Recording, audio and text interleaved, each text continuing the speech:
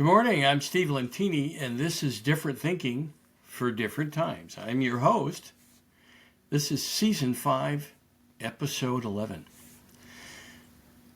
Human beings have had small-minded thinking since we were living in caves, even after we've crawled out of caves. And it seems to me today, humans are still just barely crawling out of the cave. And many of us are crawling back in, and we don't have to look far in today's society for evidence of that. It's all over the place. And here's the thing about that. I want to read something Ernest Holmes said. He said that we believe that for every visible object, there is a divine pattern of that object in the invisible, to which the object is related. This applies to a bed, the grass, or an archangel, if such a creature exists. And I suppose it does. That's Ernest Holmes. He said, there must be beings beyond us, as we are beyond tadpoles, right? Things larger than us, so big we can't see them. But it will be time enough to consider this when we arrive at the next state of consciousness.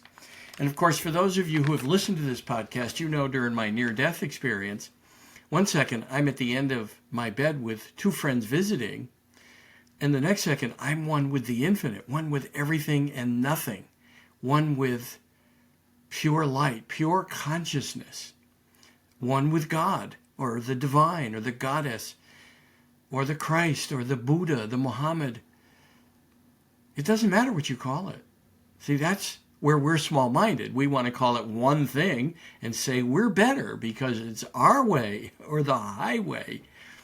And do you think that the creative life force, the creator of a universe, an infinite universe that we've barely scratched the surface after thousands of years, made one way and condemned us to burn in hell? We're here to experience living, including failures, and to learn to love ourselves, flaws and all, and get up and do better. And that's where it starts, where we begin to crawl out of the cave of our consciousness, is when we overcome all small-minded thinking.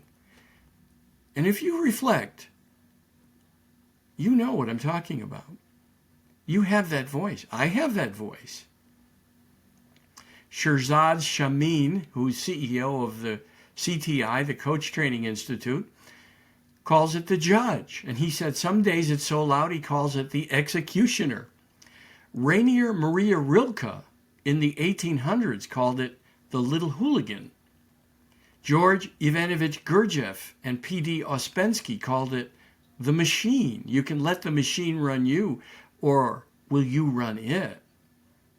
And most people today believe they're thinking.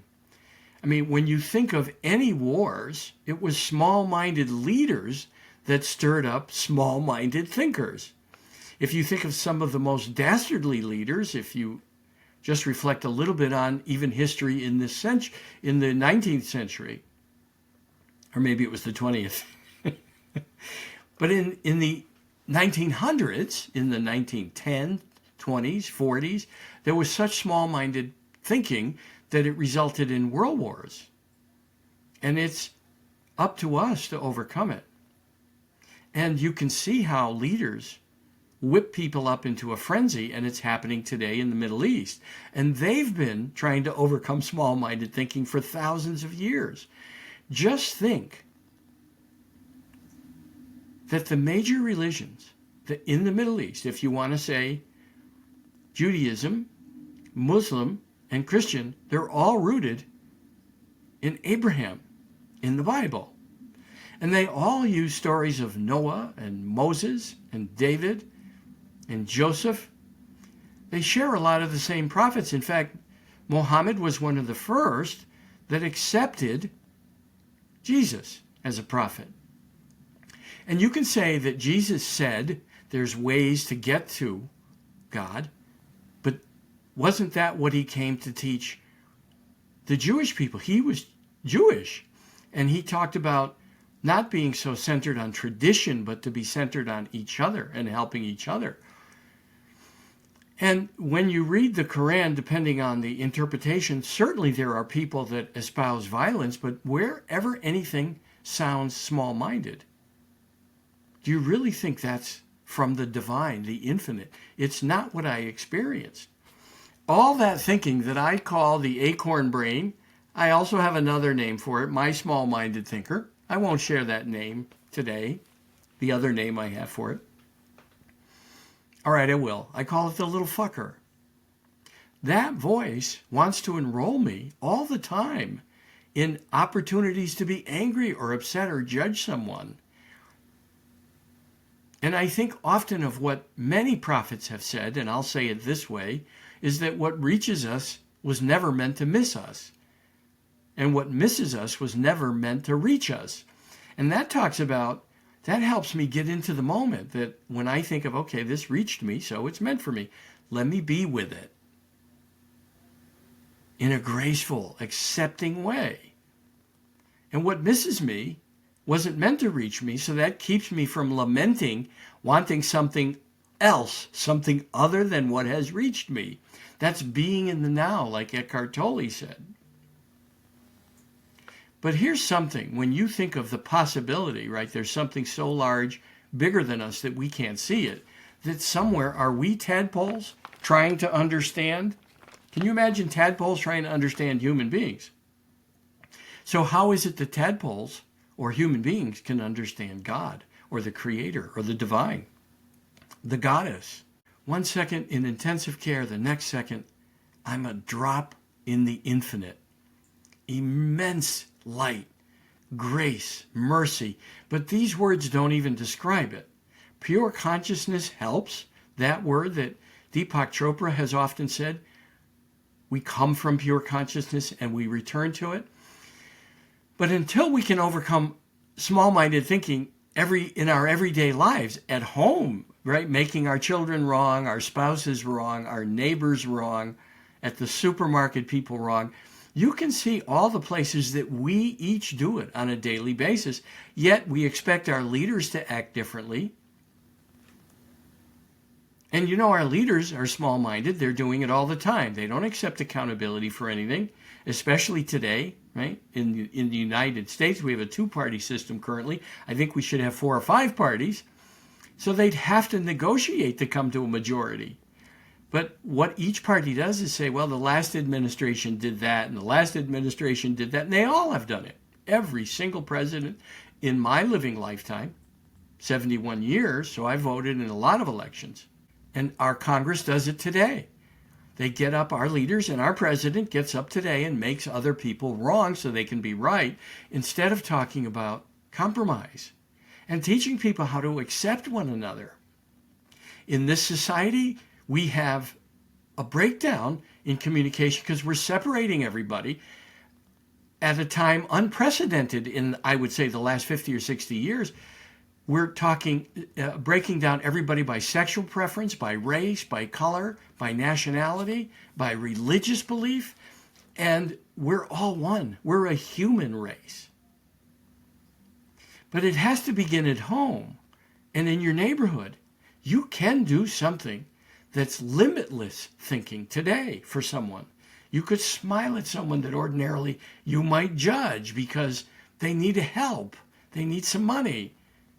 They're collecting cans to make a living. God bless them. And then look at the small-mindedness over all the people that are rooted in Abraham, thinking they're right and they have to eliminate one another. And the anti-Semitism is amazing, that people aren't looking at what some of the people did, that I call terrorists, that did things unprovoked. The Israelis were not the attackers. Just think what we would do if somebody attacked us. Now, there has to be some conclusion to it, like the Abraham Accords, and like Saudi Arabia has said, it will continue to work to align with Israel. That's progress, and it can be done even in the midst of this chaos. But indifference equals acceptance. And if we're indifferent to what's happening, we're accepting what's happening. And that's why it's important to stand against unprovoked attacks. All society needs to do that. Russia, think about small-minded. Putin, right? He's a little man and he's small-minded. Obviously, he wants some more land. And his people, one leader, is having hundreds of thousands of people killed because he said we're going to war. Of course, Ukraine has to defend itself, and now they have hundreds of thousands of people dead. And if you think about the insanity of that, that's not anything rooted from an infinite creator that created this miracle we live in, right? We are this, and probably smaller than this, floating around in a universe. But we think we're so great. We're tadpoles trying to understand the infinite.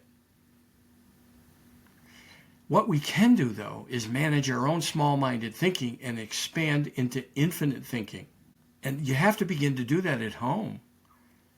Instead of believing you're thinking, but you've got to prove that to yourself, that you can change your life. Instead of lamenting at what hasn't reached you yet and making yourself a victim, get out and do something. Take action.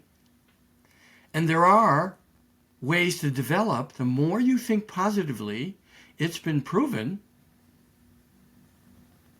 that you develop more positive neurons, and you'll be less inclined to be negative. You'll be more accepting, forgiving, loving. And that doesn't mean that if you're provoked, you shouldn't find a way to respond that helps others respect you, right? Give them boundaries depending on what the response was or what the provocation was. But again, we don't have to kill each other for it. And to not demand that countries should not provoke attacks, and to respect each other in terms of attacking people, innocent babies, innocent women, innocent men at a festival, whoever was at a festival, and then attacking people within the country. And they could play the victim card and say, well, we're oppressed. Anyone who thinks they're oppressed is in victim consciousness. They can do something about it, but in a positive way. There's positive ways to get things done. And that's where I see humans crawling back into the cave. We're still so small-minded in so many ways. We live with all this technology, all these human advancements, and we're not teaching others. By modeling accountability, responsibility, willing to have a dialogue and compromise, those are the kind of conversations and dialogues that will help humanity expand. And it takes a force of will to wake oneself up. Gurdjieff said that. Because we want to be run by the machine mostly. It's fascinating how many people believe they're thinking. How many of you believe you're thinking? I'm challenging you to overcome your thinking, your small-minded thinking, your judge, your executioner, the little fucker, the little hooligan. I don't care what you call it. That's the gift in it. The gift in that voice is to overcome it. It's trying to wake you up to how small-minded you are. Humanity has its head in a very dark place. Humanity has its head up its ass. I'll say that. The only way to pull it out is to become a limitless thinker, an expanded-minded thinker. And that one doesn't have races. It doesn't have sexes. It doesn't have sexual preferences. It embraces all of life with awe and wonder and has a dialogue. How'd you come to that conclusion? How did you come to that decision? Inform me. Maybe you don't believe it. I'm not encouraging you to believe it. I'm telling you to prove it to yourself, that your life will change and the lives of those around you. And that's how we can begin to change humanity. Demand our leaders have dialogues and stop this small-minded thinking, limited thinking. I mean, most people believe that God stopped talking to us with the holy books. Really, an infinite creator that created an expanding universe that we're still discovering, that we don't understand. The tadpoles of human beings, right? We're tadpoles living in a miracle, and we think God stopped talking to us. I can tell you, there was only the now on the other side. The infinite was never absent, not 1 second. The appearance of absence didn't occur until I was back in my body. The idea that God somehow was not with us or was not with me, it was introduced again when I was back in my body with the acorn brain, but not for a long time. And every day I have the gift of being reminded that I felt like I was in heaven. I ended up in the hospital 100 days and 6 months out of work. And I can tell you, even getting in the ambulance, I felt the presence of God, the divine. Getting in the ambulance, waiting on the couch for the ambulance. I remember people asking me, how you doing, Steve? I don't know how my body's doing, and I'm grateful. I had this anticipation and awe of a wondrous unfolding of events, and it didn't occur to me that I might die. I wasn't afraid because somehow I knew it was a gift, no matter what. Because I was asked a question. One with everything and nothing. In intensive care, I flatlined on the 5th day. One with everything and nothing. A life review, only the good I had done flashed before me. Every life I had touched. Even smiled at people who needed a smile, obviously, because they looked at me and smiled back. Some didn't, but I know, because they flashed before me. People I bought sandwiches for, family, friends, all the good times, and all those I helped, every life I had touched. Then I was asked the question, stay or go? And my consciousness responded, because we don't have a body, and we don't think like this when we leave here for what's next. There's a forever what's next. My consciousness responded to the question, stay or go, with thy will be done. It didn't matter. And it never mattered. It wouldn't have mattered in the ambulance, waiting on the couch before the ambulance arrived. And even until this day, I have the gift of that. I call this new life I have, this second chance. It'll be 21 years, November 18th, since that day. It's with me every day, the miracle of it. And it's helped me expand my thinking to become more like the infinite. And God is speaking through many, many people, including the people in your lives that come to help you, that maybe even come to upset you, to remind you that if you're judging them for being angry or obnoxious or an idiot or stupid or whatever you'd call them, they're showing you that you have it. That's the gift in all the uncomfortable moments.